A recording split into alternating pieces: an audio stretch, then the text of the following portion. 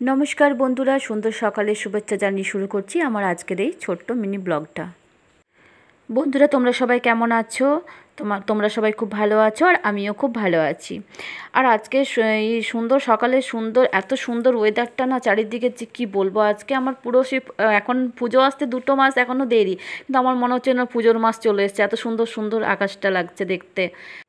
আর এরপরে আমি রেডি হয়ে গেলাম আমার কাজের জায়গাতে যাব বলে। আজকে আমাকে আমার ছেলে নিয়ে যাচ্ছে, আমার কাজের জায়গা ছাড়তে যাচ্ছে আমার ছেলে।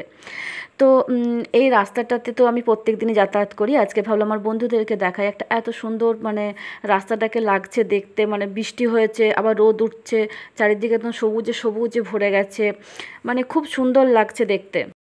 আর এবার আমার ফেরার সময় হয়ে গেছে। আমি যখন বাড়ি ফিরে আসছি, হঠাৎ আমার নজরে পড়লো একটা জঙ্গল। এই রাস্তা দিয়ে আমি রোজ দিনই যাতায়াত করি। তো এখানে আদিবাসীদের গ্রাম আছে, তো ওদের গ্রামের ওদের দেবতার পুজো হচ্ছে, যেটা মারাঙ্গুরু।